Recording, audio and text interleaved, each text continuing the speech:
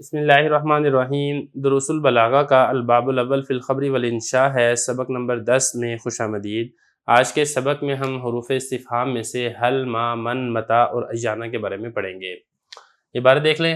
وَحَلْ لِطَلَبِ التَّصْدِيقِ فَقَدْ نَحْوُ هَلْ جَاءَ صَدِيقُكَ وَالْجَوَابُ نَعَمْ أَوْ لَا وَلِذَا يَمْتَنِعُ مَعَهَا ذِكْرُ الْمُعَادِلِ فَلَا يُقَالُ هَلْ جَاءَ صَدِيقُكَ مَعْدُوبُكَ وَهَلْ تُسَمَّى وَسِيطَةٌ إِنِ اسْتُفْهِمَ بِهَا عَنْ وُجُودِ شَيْءٍ فِي نَفْسِهِ نحو هل العنقاء موجودة ومركبة إن استفهم بها عن وجود شيء لشيء نحو هل تبيز العنقاء أو تفرق وما يطلب بها شرح الاسم نحو ما الأسجد أو اللجين أو حقيقة المسمى نحو ما الإنسان أو حال المذكور معها كقولك لقادم عليك ما أنت ومن يطلب بها تعيين العقلاء كقولك من فتح مصر ومتى يطلب بها تعيين الزمان ماضيا كان مستقبلا نحو متى جئت ومتى تذهب وأيانا يطلب بها تعيين الزمان المستقبل خاصة وتكون في موضع التحويل كقوله تعالى يسأل أيانا يوم القيامة۔ ترجمہ دیکھ لیں۔ اور حل تصدیق کے طلب کرنے کے لیے آتا ہے صرف، جیسا کہ حل جاء صدیقو کا، اور جواب نام یا لا کے ساتھ ہوگا۔ اسی وجہ سے منع ہے اس کے ساتھ معادل کا ذکر کرنا، لہٰذا نہیں کہا جائے گا حل جاء صدیقو کا معدوبو کا۔ اور اس حل کا نام رکھا جاتا ہے بسیطہ اگر سمجھا جائے اس کے ذریعے سے کسی چیز کے فی نفسی ہی وجود کے بارے میں، جیسے کہ حل العنقاء موجودہ۔ اور اس حل کا نام مرکبہ رکھا جاتا ہے اگر سمجھا جائے اس حل کے ذریعے سے ایک چیز کا وجود دوسری چیز کے لیے، جیسے کہ حل تبیز العنقاء و تفرق۔ اور ما طلب کیا جاتا ہے اس سے کسی اسم کی تشریح، جیسے کہ مل اسجد یا مل لجین، یا پھر مسمہ کی حقیقت طلب کی جاتی ہے، جیسے کہ مل انسان، یا پھر اس کے ذریعے سے اس شخص کی حالت معلوم کی جاتی ہے جو اس ماں کے ساتھ ذکر ہوتا ہے، جیسا کہ کوئی شخص تیرے اوپر آنے والا ہو، آپ اس سے پوچھیں ما انتا۔ اور من طلب کیا جاتا ہے اس کے ذریعے سے عقلاء کی تعیین کو، جیسا کہ تیرا قول من فتح مصر۔ اور متا طلب کیا جاتا ہے اس کے ذریعے سے زمانے کی تعیین کو، جبکہ زمانہ ماضی ہو یا پھر مستقبل ہو، جیسا کہ متا جیتا متا تذهب۔ اور ایانہ طلب کیا جاتا ہے اس سے زمانہ مستقبل کی تعیین کو خاص طور پر، اور کبھی کبھی یہ ہیبت ناک موقع میں بھی استعمال ہوتا ہے، جیسے کہ اللہ تعالیٰ کا فرمان ہے یسأل ایانہ یوم القیامہ۔ عبارت ہو چکی ہے، ترجمہ ہو چکا ہے، اب چلتے ہیں اس کی تشریح کی طرف۔ دیکھیں جو حروف استفہام ہے اس میں حمزہ کس کے لیے استعمال ہوتا ہے، طلب تصور کے لیے، طلب تصدیق کے لیے، وہ ساری کی ساری وضاحت اور تفصیل گزشتہ سبق میں ہو چکی ہے۔ یہاں سے جو حروف استفہام میں سے جو باقی حروف ہیں، جیسا کہ میں نے آپ کو بتایا تھا کہ کل 11 حروف ہیں، ان کے بارے میں بتائیں گے۔ ان میں سے آپ نے یہ سمجھنا ہے کہ آج کے سبق کے اندر ہم نے کل 5 حروف کے بارے میں پڑھنا ہے۔ سب سے پہلے بات کر لیتے ہیں حل کے بارے میں۔ تو حل کے بارے میں بتا رہے ہیں کہ یہ صرف تصدیق کے طلب کرنے کے لیے آتا ہے، حمزہ استفہام کی طرح یہ تصور کے طلب کرنے کے لیے استعمال نہیں ہوتا ہے۔ جیسا کہ حل جاء صدیقو کا، تو اس کا جواب بھی کیا ہوگا، نام یا لا کے ساتھ ہوگا۔ وہی والی بات ہے جیسا کہ میں نے آپ کو گزشتہ سبق میں بھی بتائی تھی کہ حمزہ استفہام اگر تصدیق کے طلب کرنے کے لیے آئے گا تو پھر اس کا جواب بھی نام یا لا کے ساتھ ہوگا، اور اسی وجہ سے اس کا معادل بھی ذکر کرنا منع ہے۔ اب معادل کیا ہوتا ہے اس کے بارے میں نے بڑی تفصیلی وضاحت گزشتہ سبق کے اندر کر لی ہے۔ آپ اس سبق کو گزشتہ سبق کے ساتھ ملا کر دیکھیں گے تب آپ کو صحیح طریقے سے سمجھ آئے گی۔ تو جس طریقے سے میں نے آپ کو وہاں پر بتایا تھا کہ حمزہ استفہام جب طلب تصدیق کے لیے آئے تو پھر اس کا معادل نہیں آتا ہے، اور اگر بالفرض وہ معادل آئے بھی ام کے بعد تو وہ ام متصلہ نہیں ہوگا، منقطعہ ہوگا، اور اس کے بعد بھی معادل نہیں ہوگا۔ بالکل چونکہ یہاں پر بھی حل تصدیق کے طلب کرنے کے لیے ہی آتا ہے، تو لہذا اس کے بعد بھی جو معادل ہے اس کا آنا یہ بنا ہوگا۔ دیکھیں ذرا، یہ بتا رہے فلا یقال حل جاء صدیقو کا مدعو کا، تو چونکہ اس کا معادل نہیں آتا ہے لہذا متصلہ بھی نہیں ہوگا، اور اس کے بعد آپ یہ بھی، اس کے بعد معادل بھی آپ ذکر کر کے آپ یہ نہیں کہہ سکتے حل جاء صدیقو کا مدعو کا۔ اس کے بعد آپ آگے دیکھیں، حل تسمى بسیطہ، حل کا نام رکھا جاتا ہے بسیطہ۔ دیکھیں یہ جو حل ہے جس کے بارے میں آپ نے ابھی پڑھا ہے، جو تصدیق کے طلب کرنے کے لیے آتا ہے، اس کی 2 قسمیں ہیں۔ ایک کو کہا جاتا ہے حل بسیطہ اور دوسرے کو کہا جاتا ہے حل مرکبہ۔ اب حل بسیطہ کیا ہوتا ہے اس کو سمجھ لیں۔ دیکھیں حل بسیطہ وہ ہوتا ہے کہ جس کے ذریعے سوال کسی شے کے فی نفسی ہی وجود کے بارے میں کیا جاتا ہے، یعنی مقصد یہ ہوتا ہے کہ حل کا مابعد، یعنی حل جس لفظ کے اوپر داخل ہے آیا وہ خارج کے اندر وجود اس کا ہے یا اس کا وجود نہیں ہے، یا ہم دوسرے لفظوں میں یہ کہیں کہ کیا وہ پایا جاتا ہے یا پھر وہ پایا نہیں جاتا ہے۔ جیسا کہ مثلاً حل العنقاء موجودۃ، کیا عنقاء پرندہ موجود ہے یا پھر موجود نہیں ہے، تو یہ جو حل ہے اس حل کو حل بسیطہ کہا جاتا ہے۔ اب حل بسیطہ کی پہچان کا ایک طریقہ بھی ہے کہ جس کلام میں حل بسیطہ ہوگا تو اس کا جو محمول ہے وہ افعال عامہ میں سے کوئی فعل ہوگا۔ افعال عامہ آپ کو معلوم ہے، کون، وجود، ثبوت اور حصول، یہ 4 افعال ہیں جن کو افعال عامہ کہا جاتا ہے۔ یہ تو بات ہوگی حل بسیطہ کی۔ دوسری بات آپ یہاں بھی یہ سمجھے کہ جو حل کی دوسری قسم ہے وہ ہے حل مرکبہ۔ حل مرکبہ ہوتا ہے کہ اس کے ذریعے سے ایک چیز کا ثبوت دوسری چیز کے لیے ہونا، اس کے بارے میں دریافت کیا جاتا ہے، اس کے بارے میں پوچھا جاتا ہے۔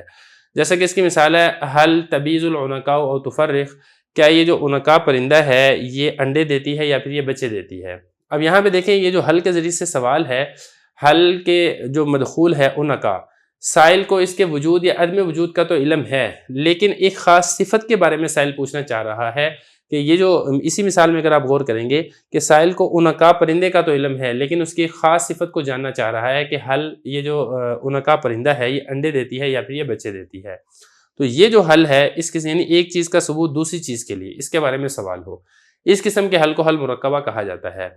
اب حل مرکبہ کی پہچان کا طریقہ یہ ہوتا ہے کہ جس جملے میں حل مرکبہ ہوگا اس کا محمول افعال عامہ میں سے نہیں ہوگا بلکہ افعال خاصہ میں سے کوئی فعل ہوگا۔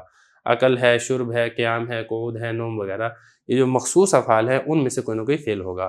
اب ذرا عبارت دیکھیں، فرما رہے ہیں کہ جو حل ہے اس کا نام بسیطہ رکھا جاتا ہے اگر سوال کیا جائے اس حل کے ذریعے سے کسی چیز کے فی نفس ہی وجود کے بارے میں، آیا فی نفس ہی اس چیز کا وجود ایگزسٹ کرتا ہے یا نہیں کرتا، اس کا وجود ہے یا پھر اس کا وجود نہیں ہے، جیسے کہ حل العنقاء موجودہ۔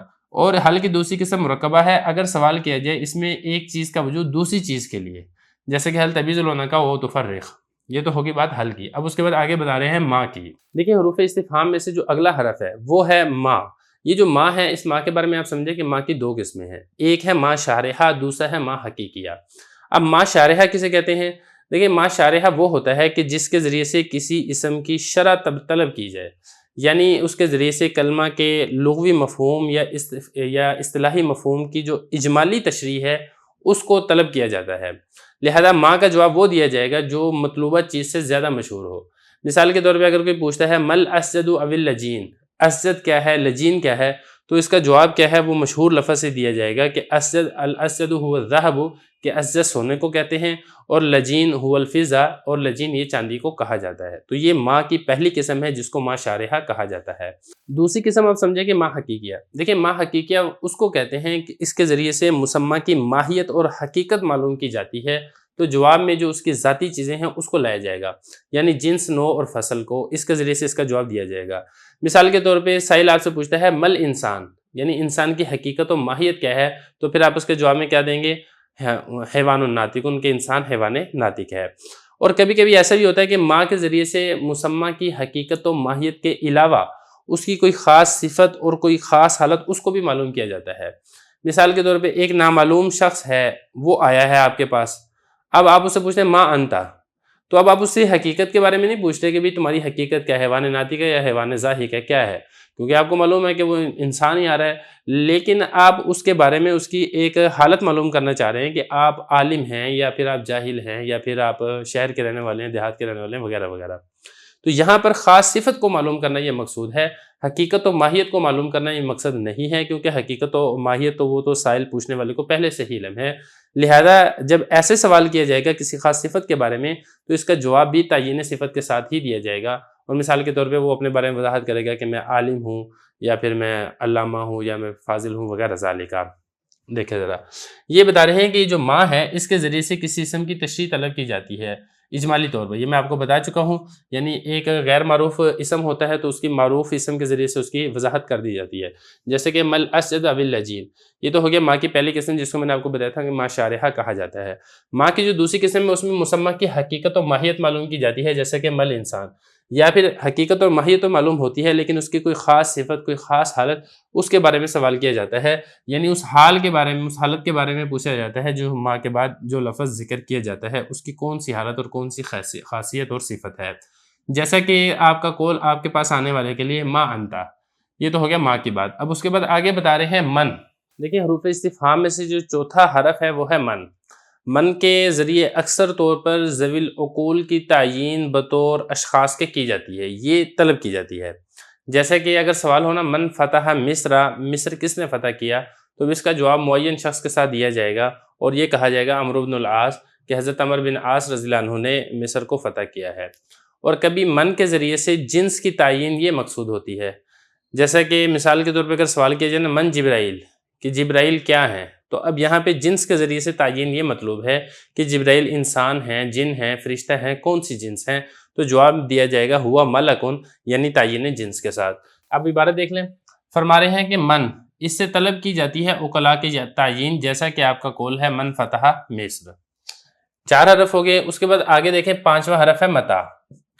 متا کے بارے میں بتا رہے ہیں کہ اس کے ذریعے سے صرف زمانے کی تعین یہ مطلوب ہوتی ہے، خواہ زمانہ ماضی ہو یا پھر زمانہ مستقبل ہو۔ دیکھیں ذرا، یہ بتا رہے ہیں کہ متا کے ذریعے سے زمانے کی تعین یہ مطلوب ہوتی ہے، چاہے وہ زمانہ ماضی کا ہو چاہے وہ زمانہ مستقبل کا ہو۔